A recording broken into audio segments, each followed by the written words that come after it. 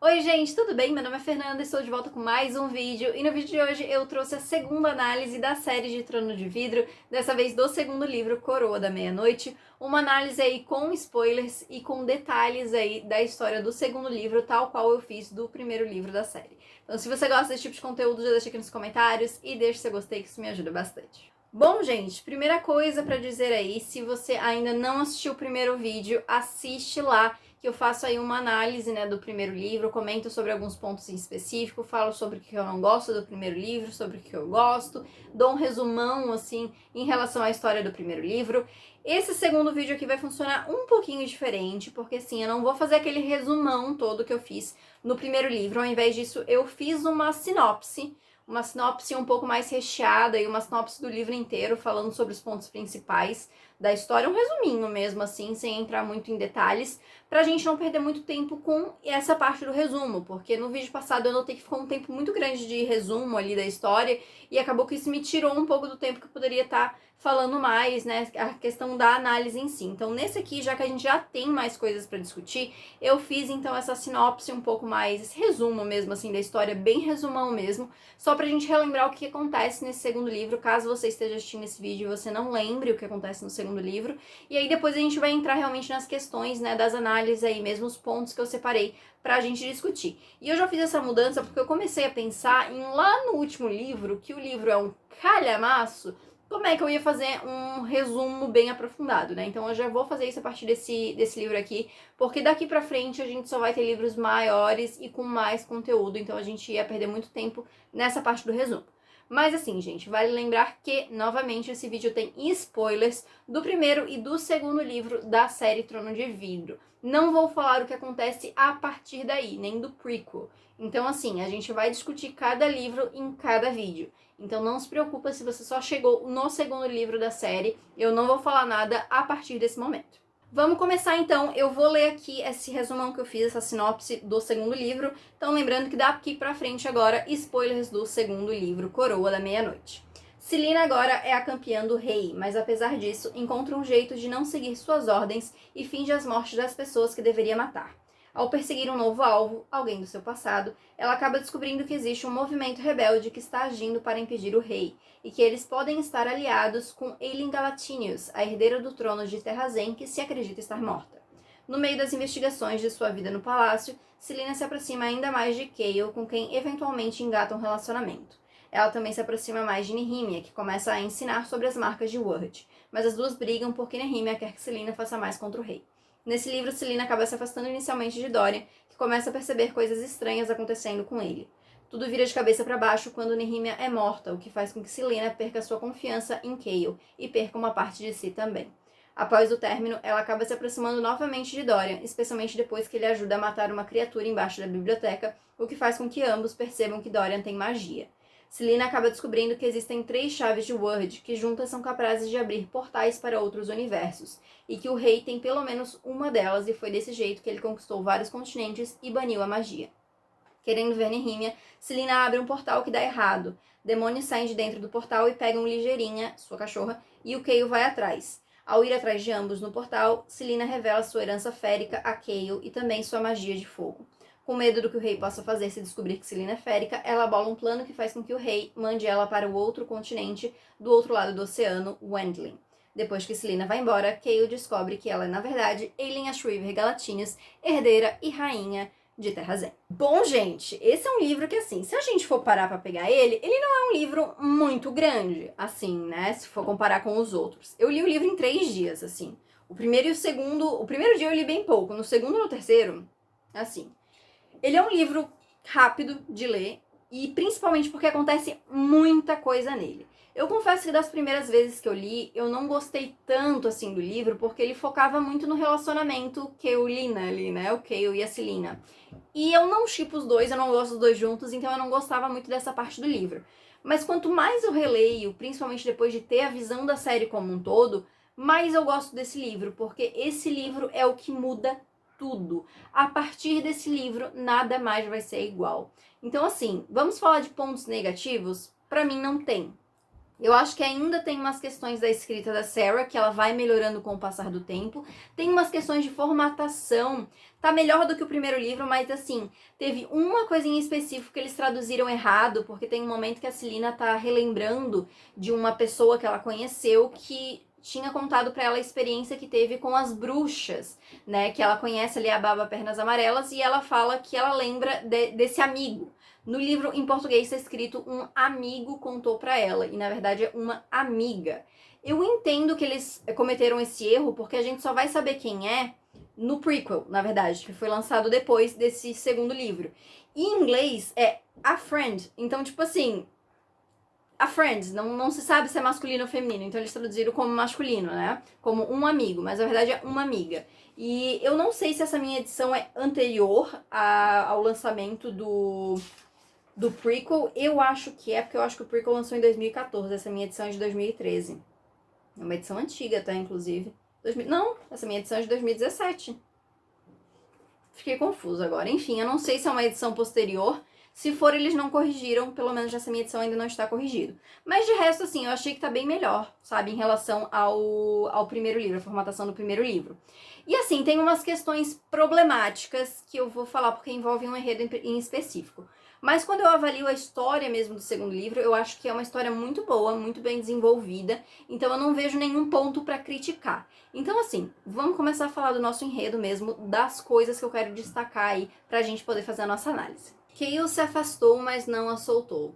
Por que está chorando? Porque, sussurrou Celina, a voz falhando, você me lembra de como o mundo deveria ser, de como o mundo pode ser. Jamais houve um limite entre eles, apenas o próprio medo e o orgulho idiotas do capitão. Porque a partir do momento em que a tirou daquela mina de Endovier e ela colocou os olhos nele, ainda destemida apesar de um ano no inferno, Kayle caminhava em direção àquilo, caminhava em direção a ela. Então Kayle limpou as lágrimas de Celina, ergueu o queixo dela e a beijou. Vamos começar então falando sobre Kayle e o relacionamento Kayle-Lina, né? Ou Kayle e Celina, enfim. Eu acho que, assim, o Kayle, ele tem um desenvolvimento muito melhor a partir do terceiro e do quarto livro. Eu digo muito melhor porque eu acho que dá pra ver muito mais, mas aqui a gente já consegue ver algumas coisas. Eu acho que, assim, apesar do Kayle ter um papel grande no livro, eu não vejo ele tendo um papel tão importante no livro, sabe? Assim, as coisas que ele acaba fazendo é mais em relação a Celina, é mais em relação ao relacionamento. Então eu vejo que ainda falta um pouquinho, assim, do Kayle como personagem solo, como um personagem individual, e é algo que a gente vai ver no próximo livro, então acho que já dá pra discutir um pouco mais a partir do terceiro livro. Mas assim, aqui nesse a gente vê uma diferença principalmente no pensamento dele, se a gente compara com o Kayle lá do início do primeiro livro. A primeira coisa é em relação à obediência dele ao rei. Porque no início do primeiro livro a gente tem muito essa visão de que o Kayle é o soldado de obediência cega. Ou seja, mesmo que ele não concorde com o rei, ele vai fazer o que o rei pedir porque é o rei dele. Então ele não é de muito questionar. É meio tipo assim, eu vou fazer mesmo que eu não concorde. E aqui a gente já vê que as coisas começam a mudar. Ele ainda não está realmente se posicionando e realmente tendo pensamentos abertos, ruins contra o rei, mas ele começa a abrir os olhos dele, ele começa a ver que uma coisa ou outra já não tá tão certa, ele não gosta do que o rei manda a Celina fazer, ele até pensa que de repente possa ser hipócrita da parte dele, mas ele começa a ter mais ou menos essa visão, e principalmente no final, quando a Celina conta pra ele a questão das chaves de Word, né, da questão do portal, do rei ter uma, a gente vê que o Kayle já tá cada vez mais, tipo, duvidando realmente do rei e olhando pro Dorian com a visão de que o Dorian vai ser um rei melhor. Então dá pra ver essa mudança. Mas a mudança ainda maior é em relação à própria Celina, né? Porque quando ele vê a Celina a primeira vez lá no primeiro livro, ele tem essa visão, assim, de que ela é assassina, né? E só isso. E a gente vê que ao longo do primeiro livro isso muda porque ele vê que essa imagem que ele criou dela na cabeça dele não bate com a imagem que a Celina realmente passa, com quem a Celina realmente é. E ele começa cada vez mais ser difícil pra ele, assim, relacionar, né, a pessoa da Celina com a imagem da assassina de Adarla. Então isso faz com que ele abaixe um pouco a guarda dele e os dois acabam se aproximando.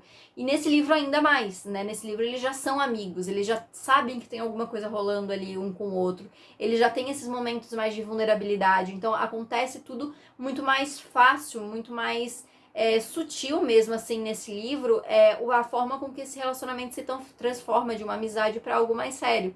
E apesar de eu não gostar do casal em si, Eu não tiraria isso do livro, e eu acho que isso é extremamente importante para o desenvolvimento de ambos, sabe? Tanto dos dois como personagens individuais, quanto para a história também como um todo. Então, assim, mesmo que me falassem, tira alguma coisa da história de Trono de Vidro, eu não iria tirar esse relacionamento dos dois porque eu acho que é importante, sabe? E eu gosto da forma com que a Sarah trabalha. Apesar de eu não gostar deles em si, eu acho interessante como a Sarah vai trabalhando isso ao longo da série, assim, principalmente desses 2 primeiros livros. Então eu gosto bastante, assim, apesar de ser um personagem que eu não gosto muito, eu acho que ele tem uma passagem bem interessante, assim, nesse livro, mas que vai crescer ainda mais nos próximos. Você tem poder, príncipe. Mais poder do que percebe. Ela tocou o peito de Dorian, desenhando um símbolo ali também, e algumas das damas da corte arquejaram. Mas os olhos de Nihimia estavam fixos em Dorian. Está dormente, sussurrou ela, dando um tapinha no coração dele. Aqui.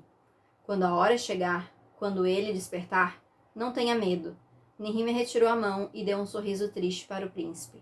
Quando a hora chegar, vou ajudá-lo. Vamos falar então de Dorian Raviliard e a descoberta de que Dorian tem magia. Olha só que coisa.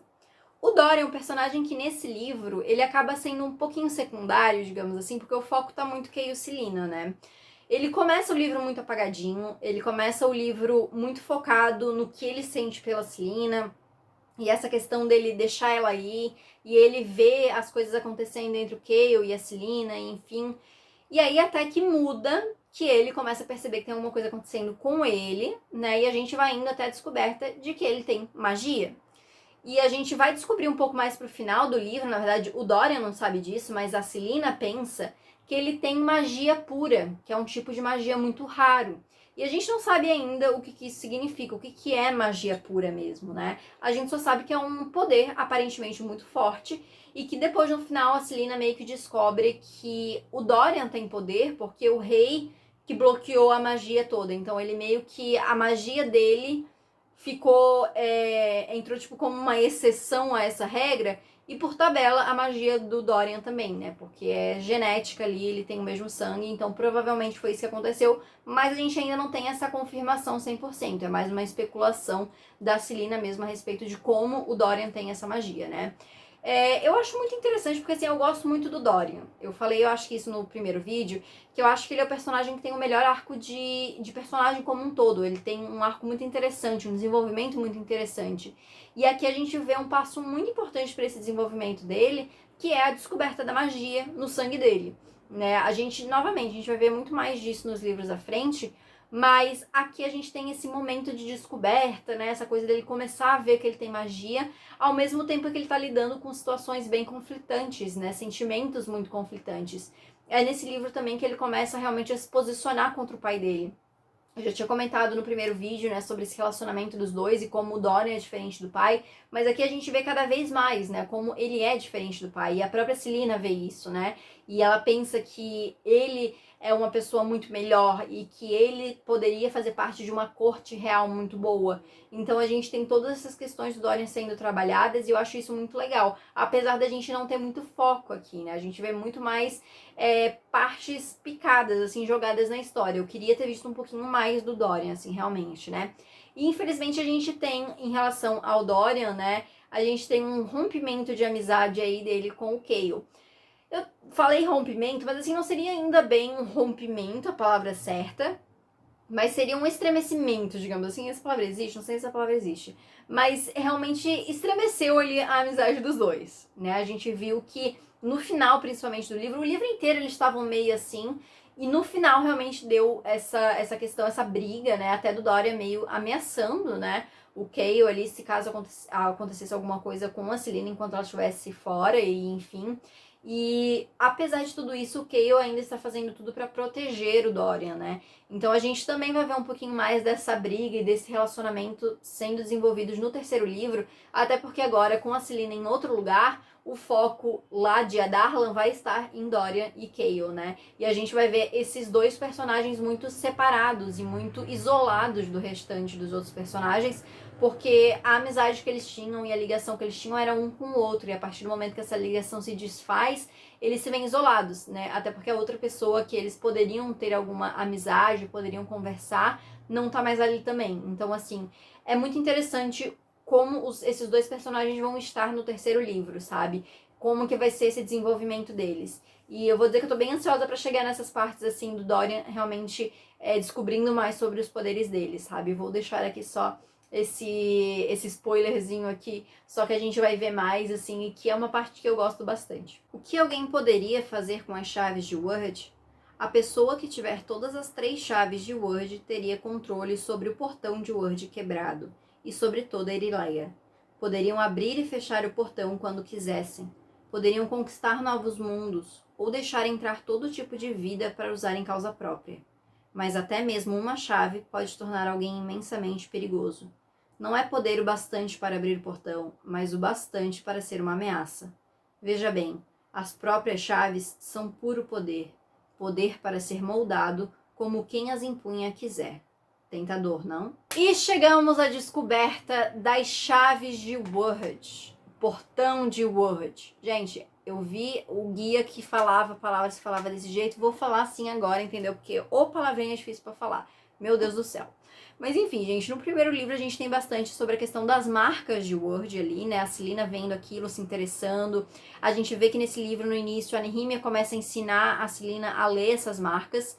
Mas a gente tem uma grande revelação, que são essas chaves. A gente tem nesse livro a explicação do que são essas chaves. E a gente tem até um poeminha, eu separei aqui para eu ler aqui no vídeo, para quem não lembra, que tem um poeminha que na verdade é um mapa, a Celina descobre depois que na verdade é um mapa para localização dessas chaves, né?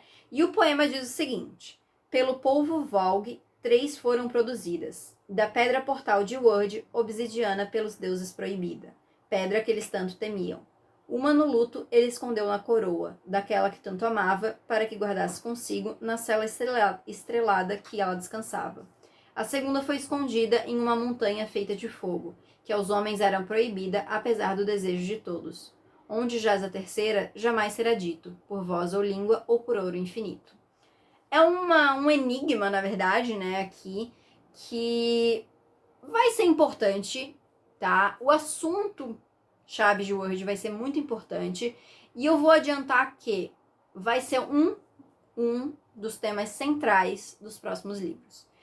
Porque assim, a Sarah ela nunca escreve um enredo só, a gente nunca tem uma coisa só acontecendo. E principalmente a partir do próximo livro, que é o terceiro, o próximo que a gente vai ler são parênteses, o próximo que a gente vai ler aqui nessa releitura vai ser o prequel. Mas em ordem de sequência, que é o terceiro, a partir desse ponto, só expande a questão dos enredos, né? Quantos enredos são, pontos de vista, enfim.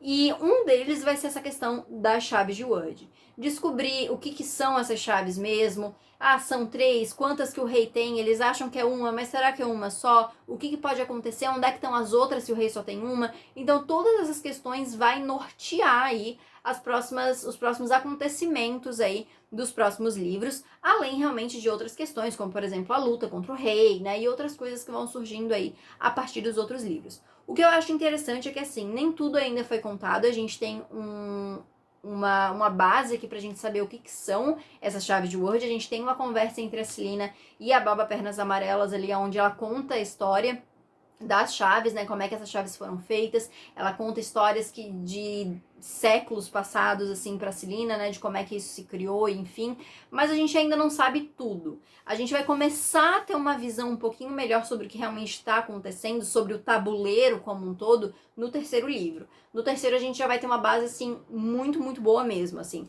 Aqui a gente começou a ver, então, assim, eu acho importante, pra quem tá lendo pela primeira vez, realmente prestar atenção nessas explicações em relação às chaves de Wyrd, ao portão de Wyrd, porque isso vai ser algo extremamente trabalhado nos próximos livros. Como eu mencionei, aqui a gente ainda não tem a explicação completa, mas a gente já tem bastante aqui sobre ela, então já dá pra gente ter uma base muito boa. Então presta atenção nisso e não esquece para os próximos livros. Elentia. Nehemia parou e se voltou para ela.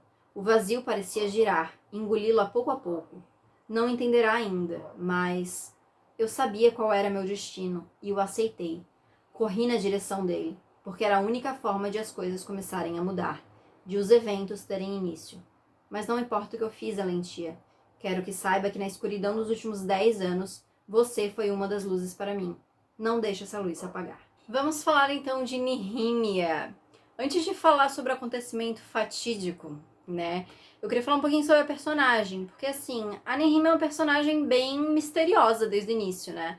Porque ela sempre, desde que ela aparece, assim, ela sempre tem essa vibe, assim, de que tá escondendo alguma coisa.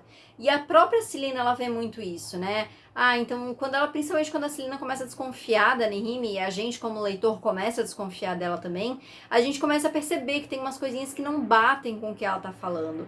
Então a gente vai tendo essa coisa meio de que ela tá escondendo alguma coisa, tá acontecendo alguma coisa, e mesmo depois que elas se acertam ali, né, e que elas se entendem no primeiro livro, a gente ainda fica um pouco com essa sensação de que ela tá escondendo alguma coisa. E nesse segundo livro é mais ou menos isso de novo, porque a gente tem todas aquelas questões que a Celina se depara depois do que acontece, né, depois que a Nehemia não tá mais lá, e ela começa a ver a quantidade de coisa que a Nehemia não contou pra ela, né, e assim, a Nehemia é uma personagem que, apesar de que daqui pra frente a gente não tem mais a gente vai ter ainda a personagem, porque tem muita coisa em relação a ela que ainda precisa ser explicado.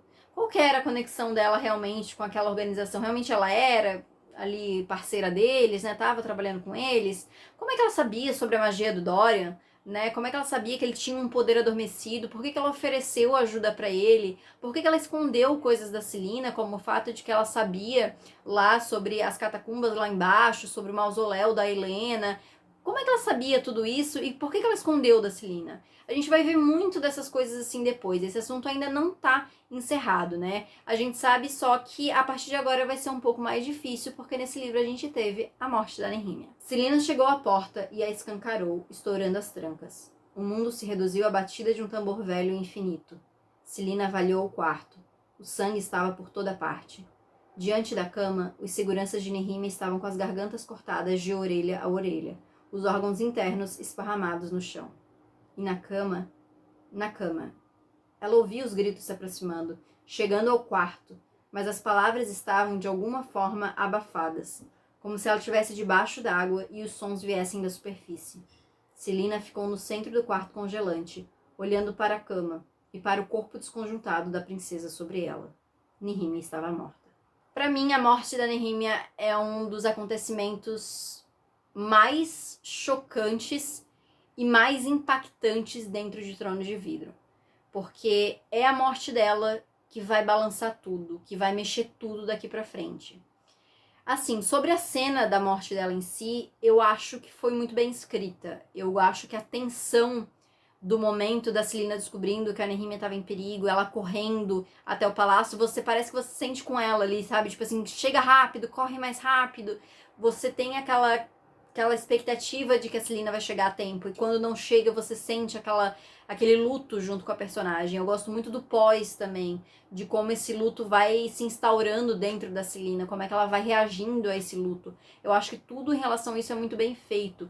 Também gosto de como é construído antes, falando sobre as ameaças anônimas à vida da Nehemia. Como que o Chaol vai, tipo, pensando que deveria falar pra Celina, mas não fala. Então eu gosto muito de tudo isso. E como eu falei, principalmente quando eu olho o todo da série, a morte da Nehemia é muito importante. Daqui pra frente, gente, esse momento aqui é o que desenhou o restante da série. Mas eu tenho que falar sobre a questão problemática envolvendo a morte da Nehemia. Isso porque, com a morte dela, a Sarah simplesmente matou a única personagem negra da série. Vamos começar por aí. Eu já tinha comentado no primeiro vídeo que a Sarah tem umas questões com representatividade, que é algo que ela tá melhorando nos livros mais novos dela, mas que nos primeiros realmente tem uma falta muito grande. E como eu falei, eu acho que quando se olha a história como um todo, a morte da Nehemia é extremamente importante, então eu não acho que tinha como substituir e colocar outro personagem no lugar.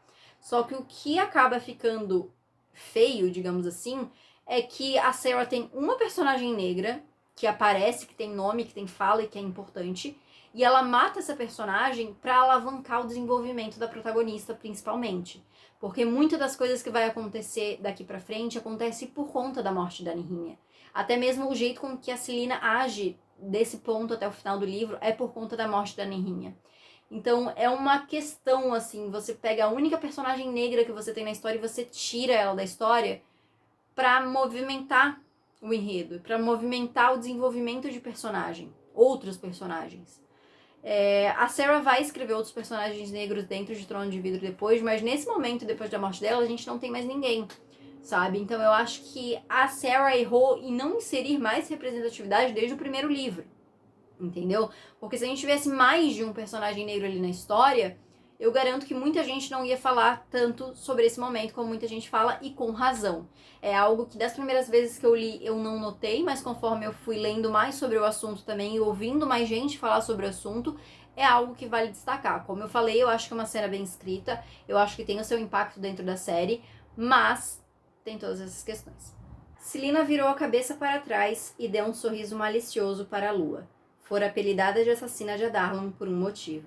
Entradas dramáticas eram basicamente sua arte. A gente tem a maior personagem de desenvolvimento aí nesse livro, é a Celina. É a protagonista, né, gente? Não tem nem como reclamar disso, porque é a protagonista, ela tem que ter realmente um desenvolvimento maior.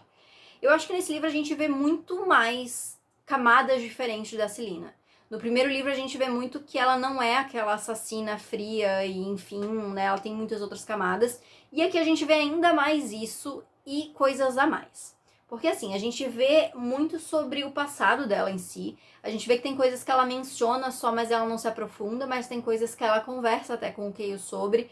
Ela não menciona tanto até o Arobin nesse livro, ela cita só algumas vezes, assim, mas ela fala bastante, por exemplo, sobre o Sam e sobre o impacto que teve, né, a morte dele na vida dela e sobre a captura dela, né, quando ela foi mandada para Endovier. Então são todas essas questões assim que vão ser trabalhadas depois, mas que faz diferença já ser mencionada agora, porque faz parte do desenvolvimento da personagem. Além disso, eu acho muito interessante porque a gente vê uma vulnerabilidade da Celina, principalmente em relação ao relacionamento dela com o Chaol. Porque a gente vê que, tipo, apesar da gente ainda não ter, assim, realmente 100% do que aconteceu entre ela e o Sam, a gente sabe que ela amava o Sam e ela perdeu essa pessoa que ela amava, e pra ela confiar de novo e pra ela amar de novo é uma coisa muito difícil. Então, quando ela se permite fazer isso com o Chaol, que é alguém que quando ela conheceu ela nunca acharia possível, ela se deixa ser um pouco vulnerável, sabe? Ela se permite amar alguém sem sentir culpa realmente por ela estar fazendo isso, né? E é essa vulnerabilidade, essa coisa de baixar a guarda, assim, com o Chaol, que eu acho que quebra muito ela, principalmente em relação a Nehemia, né? A gente tem uma aproximação das duas também, apesar de que a gente tem um afastamento um pouco antes da morte da Nehemia, mas é muito por conta disso, assim, essa mistura de sentimentos que a Celina quebra tanto depois da morte da Nehemia, né? E a gente também tem a questão da aproximação e do afastamento dela com o Dorian. Então a gente vê que todos os relacionamentos da Celina nesse livro passam por altos e baixos, e passa por momentos em que ela está mais próxima daquelas pessoas, mas no momento que ela afasta aquelas pessoas também. Então a gente tem o Dorian, por exemplo, de início sendo afastado da vida da Celina, e depois, quando a Nehemia morre, a gente tem essa aproximação dos dois, assim. E é até interessante porque a Celina, depois da morte da Nehemia, ela fica num estado, eu não sou nada assim para diagnosticar ninguém, não estou querendo aqui, mas ela fica num estado meio depressivo mesmo, né? Tanto que ela não valoriza a própria vida, né? Ela fala que ela deveria ter morrido no lugar da Nehemia. E mesmo assim, mesmo ela tendo esses pensamentos, a gente vê que em situação que a vida dela tá em risco, ela não se entrega, ela quer viver ainda assim. Mas parece que ela coloca como um novo objetivo na cabeça dela estar ali para o Dorian e ser uma amiga para o Dorian. Então eu acho interessante quando os dois se reaproximam depois da morte da Nehemia, porque parece que ela vê essa amizade com o Dorian como se fosse o novo objetivo dela, sabe? Assim, algo para manter ela em pé, para manter ela continuar andando, sabe? Assim, porque ela vê justamente isso, até no momento em que ela tá lá lutando com a Baba Pernas Amarelas, ela fala que, tipo, ela tem que matar aquela mulher, porque aquela mulher tem os segredos do Dorian, e o Dorian é o único amigo dela. Então a gente vê esse momento em que a Celina está extremamente frágil em relação a relacionamentos, e que ela precisa de alguém com ela. Então ela meio que se apoia no Dorian como essa pessoa pra estar ali pra ela, sabe? E eu gosto particularmente muito dessa amizade dos dois, sabe? Assim, eu acho muito legal como o relacionamento deles vai se transformando e é que vira essa amizade, apesar de ainda ter um sentimentinho, assim, dos dois lados, né? Principalmente do lado dele, assim. Então eu acho isso muito interessante. Eu acho que toda essa vulnerabilidade que ela mostra nesse livro é muito interessante, assim, porque a gente vê camadas diferentes, na verdade, de vulnerabilidade, né? E é ainda mais interessante quando a gente contrasta com realmente a gente ver a faceta da assassina de Adarlan. Porque, assim, uma coisa que eu sinto falta no primeiro livro é a gente realmente ver a assassina. É ver a Celina como a assassina. Porque a gente tá a todo momento sendo relembrado que ela é a melhor assassina do mundo, que ela é uma assassina, que ela é perigosa, mas a gente quase não tem momentos em que ela realmente prova pro leitor que ela é realmente quem ela diz ser, quem eles afirmam que ela é. Nesse livro, a gente tem muito mais. E a gente tem uns momentos em que ela passa a frieza e a crueldade que a gente acreditava que ela teria lá no início. E a gente vê que, na verdade, tipo assim, ela não é assim 100% do tempo. Assim como ela não é boazinha e vulnerável 100% do tempo.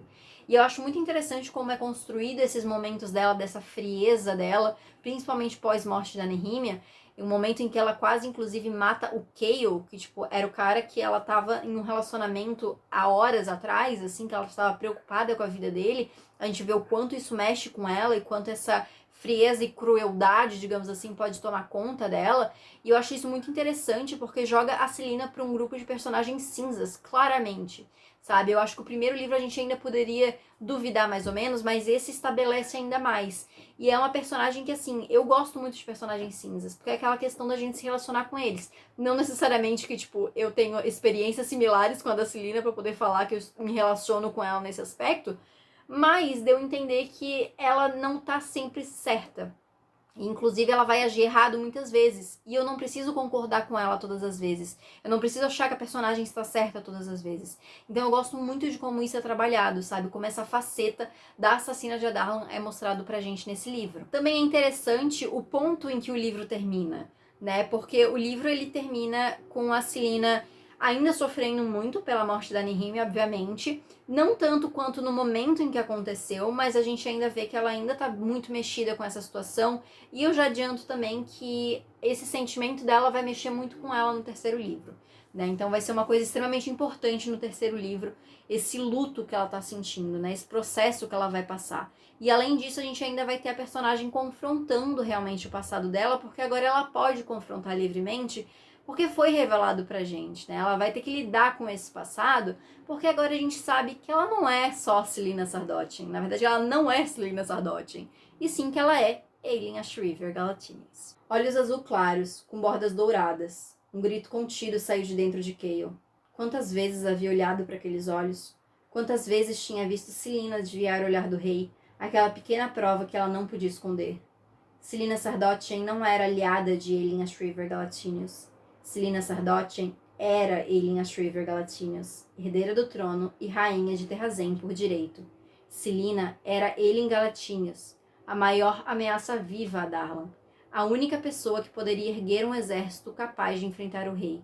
Agora, ela era também a única pessoa que sabia a fonte secreta do poder do rei e que buscava um modo de destruí-la. Finalmente chegamos nesse ponto da história, gente, porque assim, esconder que Celina é Aelin, gente, não consigo, entendeu? Assim, não, mentira, a gente guarda, porque assim, pra mim, essa é a maior revelação que existe na série de Tronos de Vidro, porque assim, é uma revelação que muda tudo.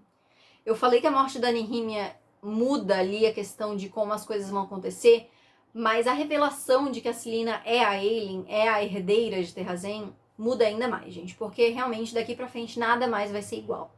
Assim, a gente descobre no final do livro, junto com o Cale, né, essa identidade da Celina, né, que ela não é Celina, e sim a Aelin, a rainha por direitos de Terrazen, maravilhosa, meu Deus do céu. Mas, assim, a gente vê, principalmente quando a gente tá relendo, que essa é uma informação que, apesar de que eu acho que é muito bem construída, eu gosto muito desse momento da descoberta do Cale, eu imagino muito uma cena, tipo, uma adaptação, como essa cena seria feita, sabe? Eu consigo visualizar essa cena, então eu acho que isso tudo é muito bem construído, mas eu acho que se é uma pessoa que presta muita atenção, ela consegue desvendar antes. Porque, assim, eu gosto muito dessa construção justamente porque desde o primeiro livro a gente tem a Celina citando que Celina Sardotin não é o nome dela, a gente tem ela citando sobre o passado dos pais dela, a gente tem ela muito apavorada quando alguém diz, né, quando Ken diz pra ela que sabe sobre o passado dela, o que pode ter tão horroroso no passado dela, assim, né, o que pode ser tão revelador. A gente tem vários momentos, inclusive, dela dizer o nome dela, como por exemplo nesse livro, ela diz pro Morte, né, que o nome dela é Celina Sardotin e ele ri, e pede pra ela falar o nome dela de verdade, sabe, tipo assim, então a gente tem vários momentos em que a gente vê que a gente tem uma identidade secreta ali, que a Celina não é a Celina, em que em algum momento vai ser revelado que ela é alguém importante. Então, se você começa a ligar os pontos, principalmente também porque nesse livro, no segundo livro aqui, tem um momento em que o Archer fala pra Celina que os rebeldes ali estão aliados com a Aelin, a Shriver Galatinius. E ela fica tipo, não, a herdeira tá morta. E depois ela começa a pensar, não, de repente eles até possam ter encontrado alguém, mas essa pessoa é uma impostora. E a gente começa a se questionar, mas como é que ela tem tanta certeza que essa menina tá morta? Como é que ela tem tanta certeza que essa pessoa seria uma impostora? A não ser que fosse ela, ou a não ser que ela estivesse na hora ali da morte da pessoa, né? Na morte da Aileen, no caso. Mas são várias coisas, assim, várias dicas que a Sarah vai deixando. E que, assim, eu vou dizer que eu já tinha tomado esse spoiler quando eu li o segundo livro. Então eu já sabia que a Selena era a Aileen. Então não teve essa grande revelação pra mim. Mas eu imagino que eu não teria pego também, porque eu sou muito tansa pra essas coisas. Mas assim, essa cena final aqui, principalmente esse quote que eu li do Cale pensando, né, que a Selena era a Aileen, a única capaz de erguer no exército. Gente, essa cena eu fico assim, eu fico dando gritinhos, porque eu amo como é escrito e como a gente sabe, tipo assim, mesmo que você não tenha lido os próximos livros, você sabe que nada mais vai ser igual a partir daqui. A gente sabe que daqui pra frente os negócios vão ficar muito maiores, porque agora a nossa protagonista, que era só uma assassina, que uma fora da lei, na verdade ela é tipo assim, a pessoa mais importante talvez pra mudar a direção dessa guerra. A Nehemia mesmo fala durante o livro, né? A gente tem essa construção também de sendo falada dessa questão da corte de Terrazen, o quanto era importante, e se tivesse um jeito de reerguer essa corte, se tivesse um jeito de reerguer Terrazen, eles poderiam derrotar o rei. E aí a gente chega no final do livro e tem, tipo assim, a pessoa que seria a peça mais importante pra isso acontecer, que é, tipo, a herdeira de tudo, que é a rainha daquele reino, sabe? Então eu acho maravilhoso, gente. Eu fico muito boba, assim, com esse final, porque eu acho muito bem feito. Pra mim, é a melhor parte, assim, eu fico só querendo chegar realmente nessa revelação, sabe? E a gente vai ter muitos desdobramentos em relação a isso, obviamente, porque assim, apesar da gente ver que a Selena não quer assumir a sua verdadeira identidade, ela não quer voltar pra esse passado dela, essa reformação não foi revelada pra nada. A gente sabe que vai ter um impacto aí mais pra frente. Principalmente, né, inicialmente a gente vai ter mais acesso a essa revelação pela própria Selena, porque agora que o leitor sabe, ela pode pensar livremente aí pra gente ter um pouquinho mais de visão sobre esse passado dela, mas também em relação ao Cale, porque dá pra ver que ele fica extremamente chocado com essa informação. E a gente começa a se perguntar como é que ele vai reagir a essa notícia. Ele vai ficar de boa, ele não vai gostar, ele vai querer ficar do lado dela, ele vai querer ficar contra ela. É muita possibilidade, porque por esse final não tem como saber. A gente só sabe que, tipo, o livro termina dizendo Cale caiu de joelhos. É assim. Mas caiu de joelhos por quê? Porque ele ficou feliz? É uma surpresa boa? É uma surpresa ruim? Como é que vai ser? Sabe? Então, assim, essa revelação aqui, gente, não tem, assim, maravilhosa. Pra mim, fecha esse livro assim com chave de ouro. E, novamente, a gente pode esperar que Aelin Ashriver Galatinius aí, essa revelação vai ser extremamente importante, obviamente, para os próximos livros. E aí, pra encerrar, gente, eu vou só passar por cima em alguns pontos aqui que foram citados nesse livro, mas que a gente vai ver mais pra frente. A primeira coisa é sobre essa personagem chamada Baba Pernas Amarelas, que aparece e já desaparece aqui também porque a Selena mata ela. Mas assim, a gente tem toda uma questão envolvendo as bruxas, que a gente descobre nesse livro que existem as bruxas. Existe esse grande clã chamado Dentes de Ferro, que se subdivide em três, que são as Pernas Amarelas, que a gente conhece, ali a matriarca delas ali, que é a Baba Pernas Amarela. Tem a Sangue Azul e tem também Bico Negro. E essa toda é uma questão que a gente vai ver muito no terceiro livro. A gente também vê que tem um outro clã rival aí, que são as Crocha, e que elas meio que estavam em guerra ali. E a gente também vê que no final do livro o rei comenta que tinha planos aí para se encontrar com a Baba Pernas Amarelas, e tinha uma coisa ali envolvendo as bruxas, mas a gente ainda não sabe o que que é. A gente vai saber no terceiro livro, a gente vai ter um enredo específico só voltado para isso. E, gente, assim, eu garanto, é um enredo maravilhoso, assim, eu tô louca pra chegar nessa parte, principalmente pra ver algumas coisinhas em específico aí. Então, assim, apesar de que parece meio jogado na história nesse momento, vai ser explicado mais tarde. Então, já presta atenção ali nos detalhes que foram ditos ali, né? Principalmente naquele ponto de vista do rei no final, que ele comenta sobre as bruxas ali, coisa e tal. Acho interessante, assim, prestar atenção, porque vai vir mais coisas aí mais pra frente. Além disso, nesse livro a gente teve novamente, sendo muito citado, o Sam Cortland, que é o ex-parceiro da Selena, eu ia falar da Aileen, agora eu posso me confundir e falar assim. mas era o assassino, parceiro dela ali, coisa e tal, que morreu antes da história começar. A gente tem ela comentando um pouco mais sobre a morte dele, né, como ele foi morto, mas também isso vai ser um ponto que a gente vai ver mais para frente no prequel, que vai ser a nossa próxima leitura. Então todas essas questões envolvendo o Sam, a morte dele, coisa e tal, a gente vai ver lá. Outra coisa também, que é um ponto que a Celina levantou nesse livro, que a gente também vai ver no prequel, é a questão de, foi o Arobin que traiu ela? Porque ela começa a se questionar isso, né? Porque ela sabe que alguém traiu ela, que fez com que o Sam fosse morto e ela capturada. Só que ela ainda não sabe muito bem o que aconteceu, quem que foi essa pessoa que traiu ela, o que pode ter acontecido. Então ela começa meio que a desconfiar, ela começa a se questionar se realmente, será que não foi o Arobin que traiu ela? Então a gente vai ver a resposta pra isso no prequel, onde a gente vai ver, inclusive, né, é um livro de contos, tá, só pra esclarecer, e um dos contos é o conto, né, em que ela é capturada e levada pra Endoviera, então a gente vai ver o que vai acontecer aí nesse conto.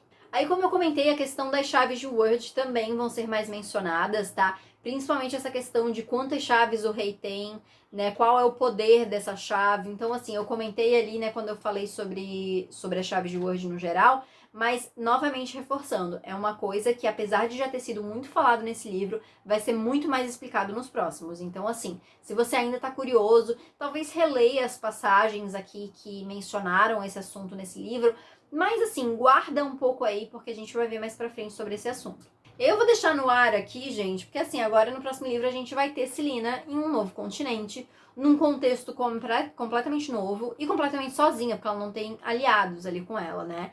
Ela foi com esse pretexto de matar o rei e o príncipe de Wendling, e inclusive eles são família da Celina, né? Porque a família real ali de Wendling é a Shriver, que é a família da mãe da Aelin, no caso, né? Então ela é parente deles ali.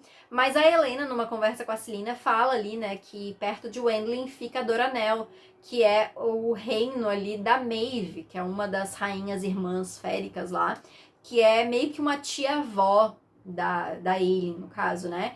E a Helena meio que fala pra ela, vai lá, vai dar uma visitadinha e tal. Então, o que será que a Celina vai fazer? Será que ela vai pra lá? Será que ela vai ficar em Wendling? Será que ela vai tentar matar o rei e o príncipe mesmo?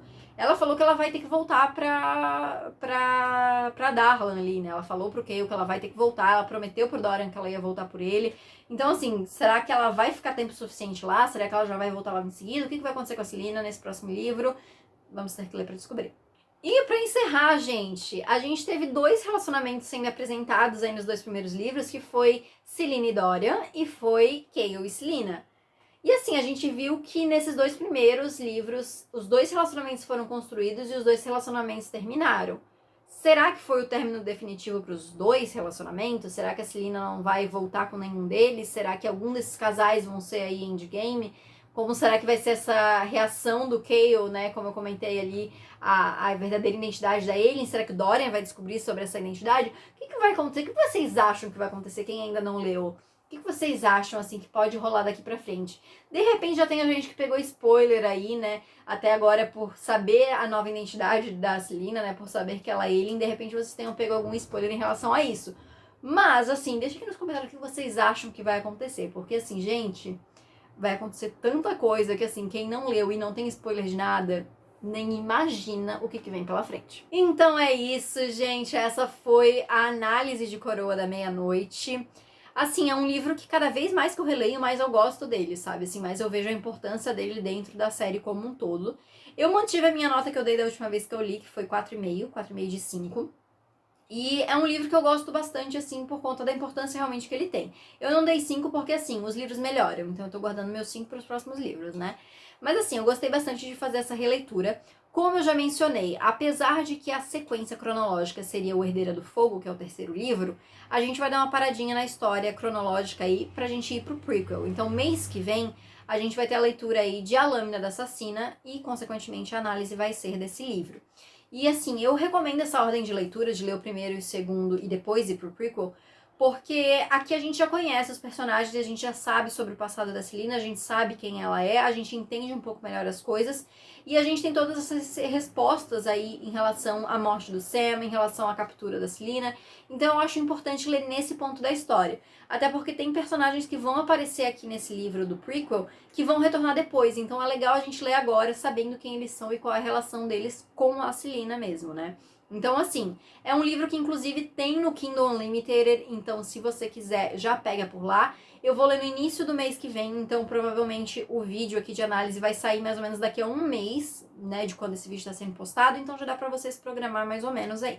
Mas então era isso, gente. Então deixa aqui nos comentários o que vocês acharam, se tem algum outro ponto que vocês gostariam de comentar sobre esse segundo livro. Lembrando de que se for spoiler do terceiro livro pra frente, marcar ali, né, como spoiler, pro pessoal não pegar aí nenhum spoiler nem nada.